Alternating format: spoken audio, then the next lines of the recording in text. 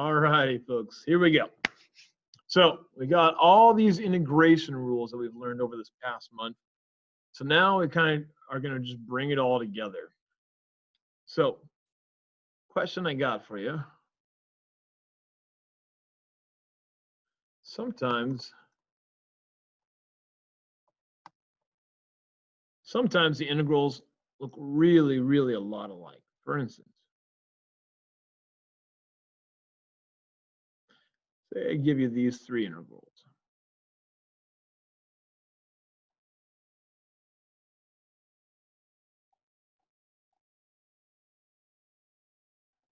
How would you tell me which one is which?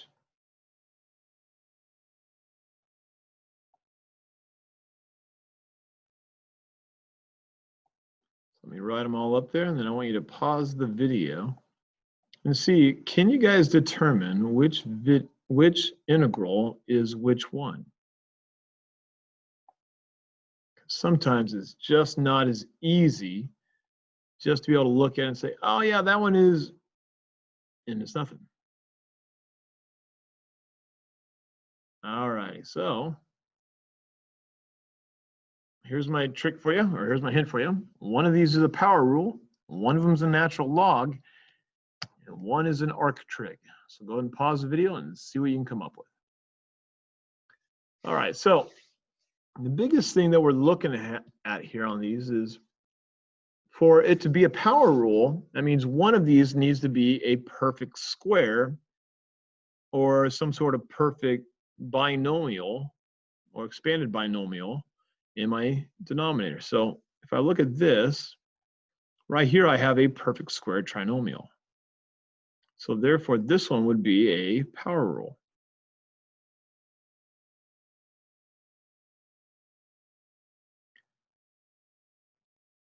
And we'll come back to that here in a second. On this one, I would look at it and say, well, this right here is the derivative of the denominator.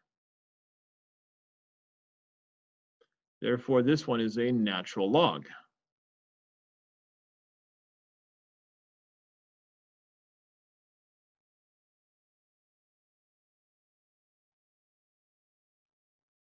So you know that one of these is going to be an arc trig. So that means it has to be this last one. And since there is no radical, that means this is arctangent. What makes this arctangent? Well, not a perfect square.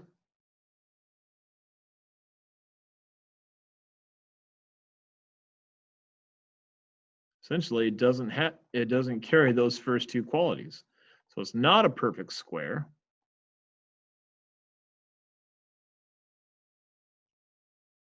And the derivative, this is not the derivative of the denominator.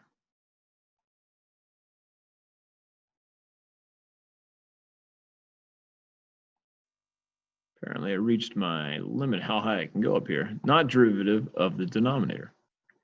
So if it doesn't carry the characteristics of the first two, then that makes it end up being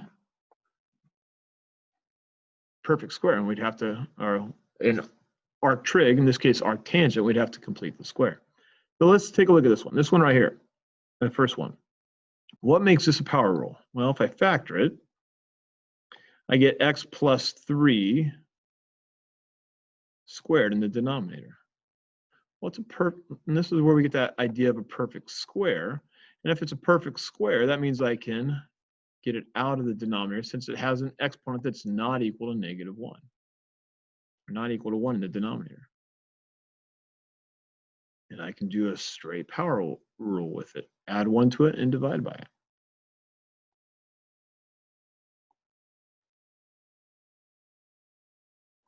Probably better if I were to put the -1 out in front or behind it. I'm sorry. In the denominator, there we go. So when I go ahead and I rewrite this here to clean this up here, I don't have to rewrite. I could leave that as my final answer, but if it's on the multiple choice portion of the test, you're probably going to see it written something like this. So we've got to be able to kind of take a look at it and see what we can do. what makes this one a natural log? Well, if I make the denominator u,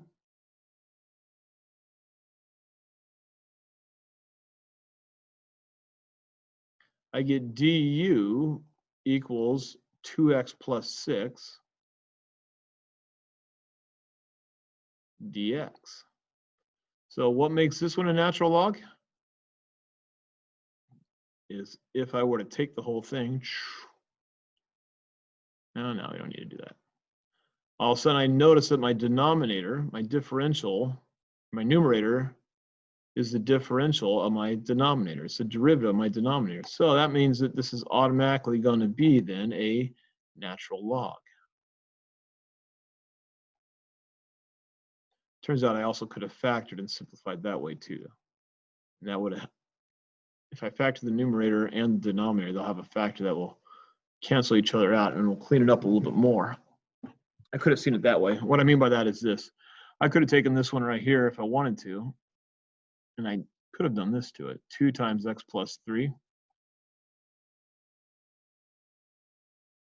all over x plus 3 squared.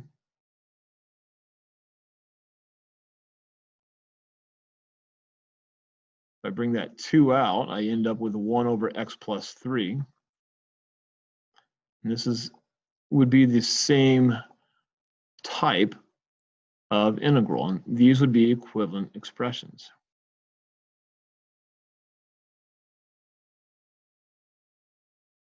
So there's 2 different ways to think about this second one, this middle one. Both ways, though, would have given us a natural log. What makes this one an arctangent? Well, again, there's no perfect square in the denominator, and the derivative of it isn't in the numerator. So if that happens, that's where I look and say, okay, well, in that case, let's just go ahead and rewrite it by completing the square. Sometimes it's not always obvious which one we're dealing with. And so we just need to kind of play around with it a little bit to figure out what one are we really looking at. So when I complete my square here,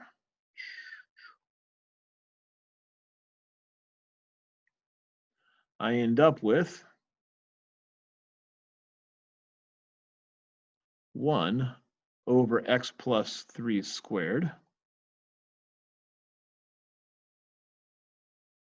plus 1.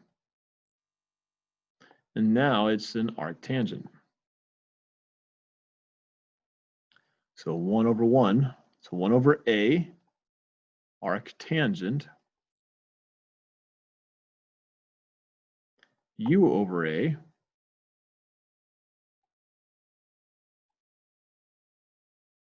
plus c.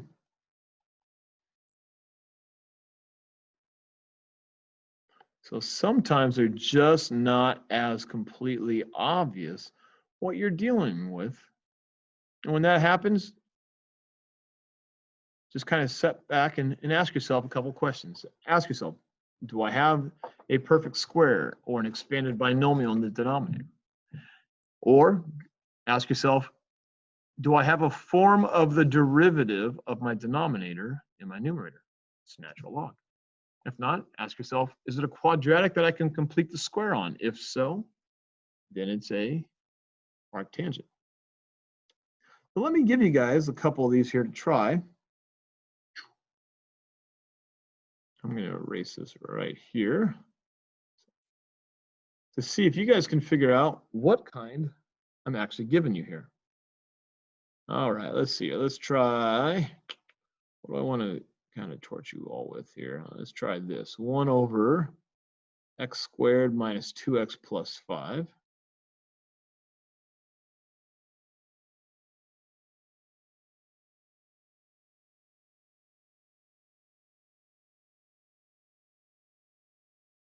And let's try, how about this? Let's go 1 over x squared minus 2x plus 1.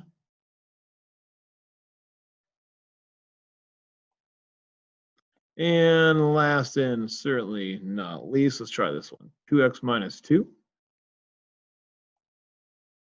all over x squared minus 2x plus 1 dx. All righty, friends. Go ahead and pause the video there and let's see what you can come up with. All right, did you do all three? If you didn't, pause it again, finish all three. All right, I'm assuming you guys did all three now. Or you just went ahead and wait for me to do it. So I'm looking at this one right here. This was my power rule. Because I have a perfect square in the denominator. So there's my power rule. So then I have x minus 1 squared to the negative 2, that is. So then that becomes x minus 1 to the negative 1 divided by negative 1 plus c.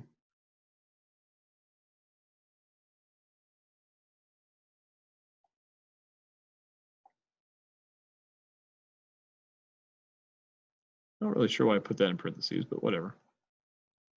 All right, which one was the natural log? That'd be over here. Because if I make my denominator equal to u, x squared minus 2x plus 1, du would be 2x minus 2. It is a natural log. So that means this whole thing right here is equal to natural log of x squared minus 2x plus 1 plus c. And again, you may have chosen to do this one the other way as well, where you factored out the 2. You got x minus 1 and factored your denominator. Could have done this as well. This would have been just fine.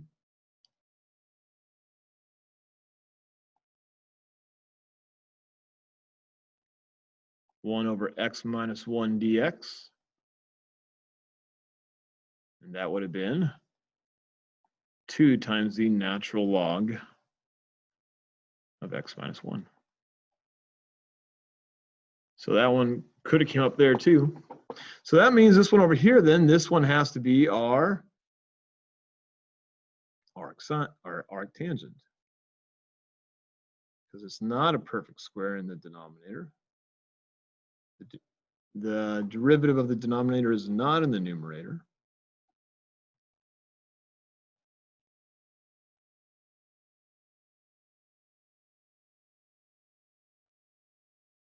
So we just need to go through and complete the square on it and turn it into an arctangent. So we have 1, we have 1. And that ends up being 1 over x minus 1 squared plus 2. I lied. 4. Getting a little ahead of myself there. So my a value is 2 and my u is x minus 1. So then 1/2 arctangent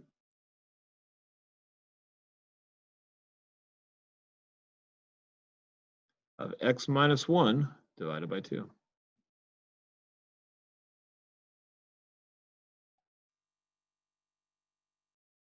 Plus c. All right, so which integral is it? So sometimes we have to kind of play with it a little bit and figure out which integral we're dealing with. Other times,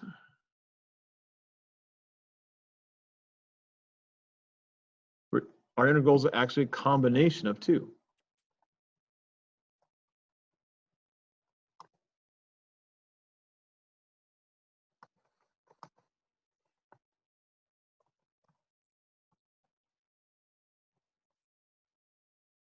So sometimes our integrals are not just one integral. Sometimes they're multiple. So we're going to look at some examples of just some integrals being a combination of more than one. So we got a few of these as well, and then we'll go ahead and call it a day. And then few days, we will start, or a couple days, we will start our final chapter of the year, which is basically just dealing with some applications of derivatives and integrals to finish up. All right, so at first glance, I'm looking at this and I don't see anything. But one of the best things we can do a lot of times is break them up into separate integrals. In other words, if I have a common denominator, I can break these up into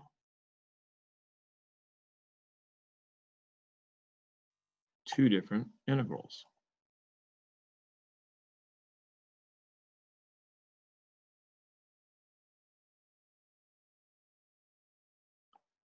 So sometimes we just want to break things up. It's too hard to look at it as just one, but if we look at it as two, we might be able to do something with it. Why don't you guys go ahead and pause the video and see if you can figure out which two of these are. All right, so let me rewrite this here a little bit. At least the first one, that is. So I'm going to make that 4 minus x squared all over, or to the negative 1/2 times x dx. So there's my first integral. My second one, I'm hoping you guys can see right now, the second one is going to end up being an arc sine. And you can see it's arc sine because it's function or number minus function. And this is the derivative of the square root of the function. Well, I do have to do a u sub here on this first part, which isn't that big a deal, because I do need to balance this first integral. So if u is, let's move that over a little bit. If u is 4 minus x squared, then du is 2x dx, and you can see on the first one I have x dx as part of my differential, so it's almost there. Just got to divide by negative 1/2. So negative 1/2 du equals x dx. So sometimes our integrals are really a combination of multiple things going on. So we just need to sometimes kind of slow down a little bit and just break things up and try to, and look at the individual pieces. How does it match up? Which one am I dealing with? And those tend to be some of the harder things to do, is figuring out what it is that you're dealing with here. But once you get it, it's not bad. Probably could have integrated this one already, but trying to integrate them at the same time. So if I pull that negative 1/2 out, now I have my power rule here on this first integral, and I'm going to end up with an arc sine on the second integral.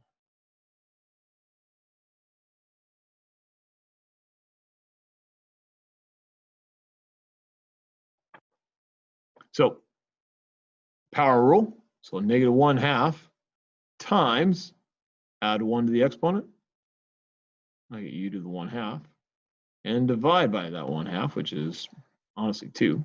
I don't need to add a c here because I'll add a c after the next one. So this one's arc sine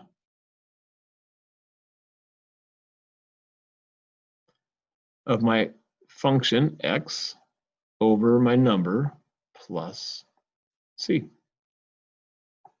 which is the same thing as negative 1 times 4 minus x squared. We'll go ahead and throw that back in here.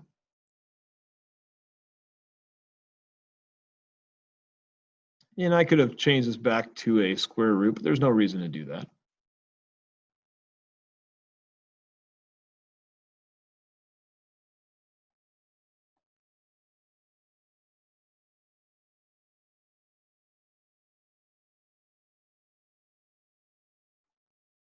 So now our integrals get just a little bit tougher, but it's not too terribly bad. You just have to make sure that you understand the fact that we can break things up. Now, let's have you guys try one yourselves. We're going to do a few of these here, so you guys get a little bit of practice at this. So x plus 3 over x squared plus 1. All right, go for it. All right, let's see how you guys did. Personally, I would have broke this one up like this. X over x squared plus 1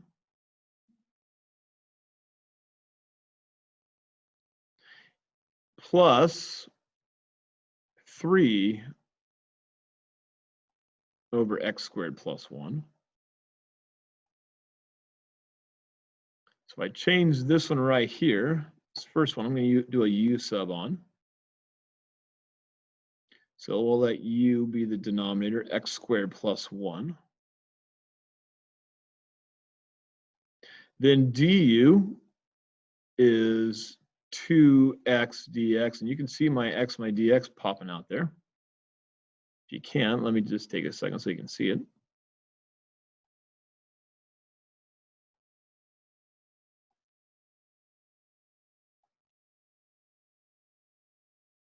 Times x dx. And on the second one, I would have pulled a 3 out, and you can kind of see what this one turns into. It's an arctangent on the second one.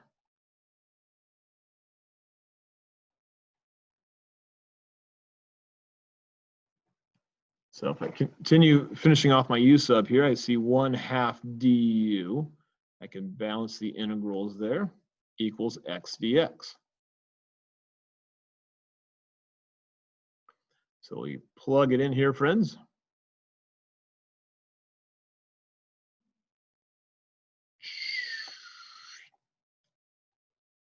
So I have a natural log on this first one. And I have an arctangent on the second one.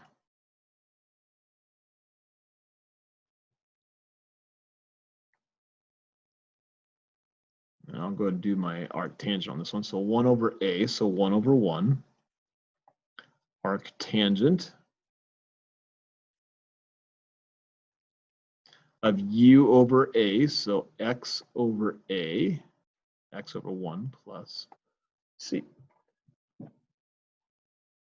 Still got to play around with this natural log one here a little bit.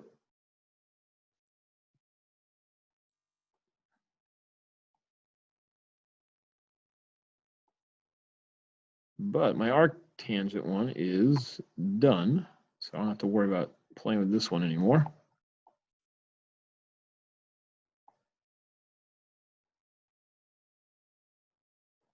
So 1 over u, so I have 1/2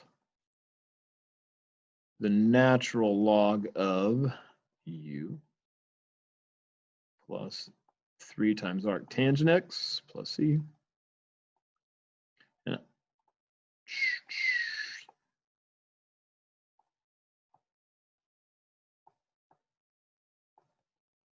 And the natural log of u, if I plug in my u value in there, I end up with x squared plus 1. And I actually could drop the absolute value here because that square on the x would always guarantee that it's a positive value. But just to be safe, I usually just leave it on there. Otherwise, I might start questioning myself and forgetting when to do absolute value and when not to. And reality is, it always goes there when you do the initial integral. So we're kind of just going down a little bit, just practicing a few of these here. Let's have you guys try another one here. Oops, didn't mean to do that.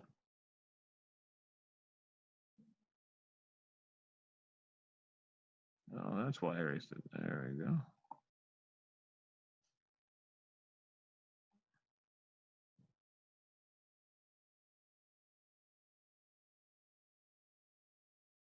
Got 2 more for you to try here.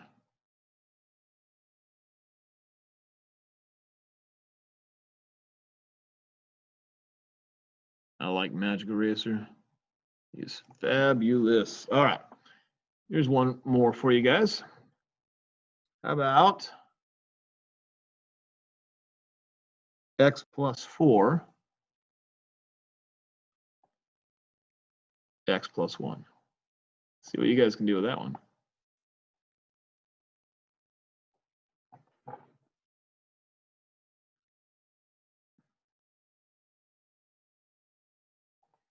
All righty. Well, if it were me, let's see how you did. First of all, I would have taken this x plus 1. I would have divided into the x plus 4. So x equals -1. So I would have done a little synthetic division here to break it up a little bit. Whoopsies. Not quite what I wanted there. 1 and 4. Whoop. So 1 and -1. So if it were me, I would have came up with 1. And this is my remainder right here.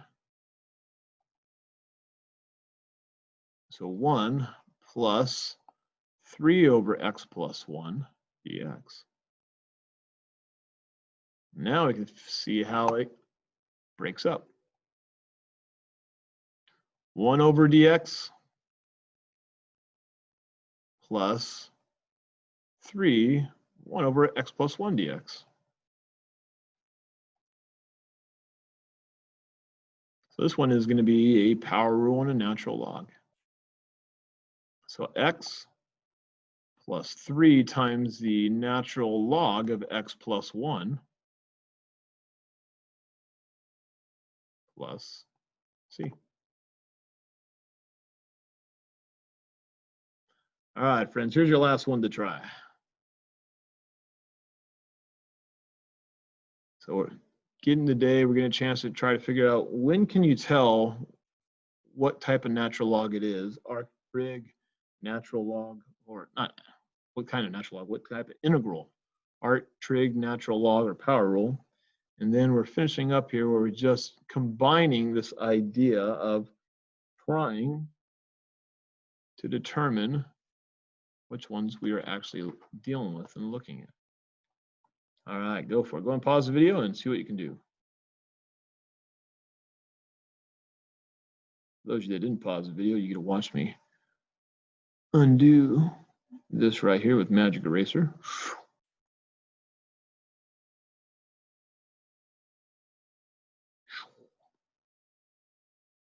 All righty. So that's another one that we're going to be doing synthetic division on again. So x plus 2 equals 0. So x equals a -2. And I'm going to divide that into my numerator. Of course, it would have helped if I would have put a differential on the end of that, huh? Let's do that real quick.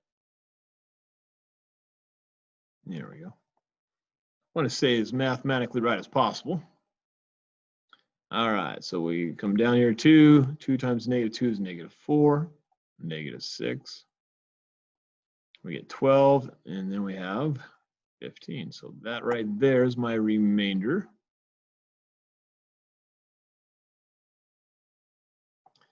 And when I divided x squared, this became x, so 2x minus 6. So it's essentially the same kind of problem that we just had last time. We've got a little bit more going there.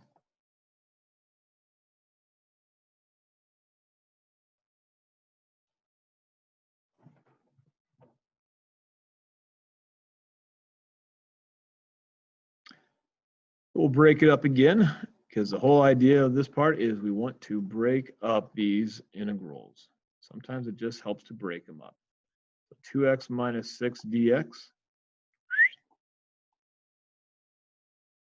And technically, I should have put that in parentheses up here. There we go.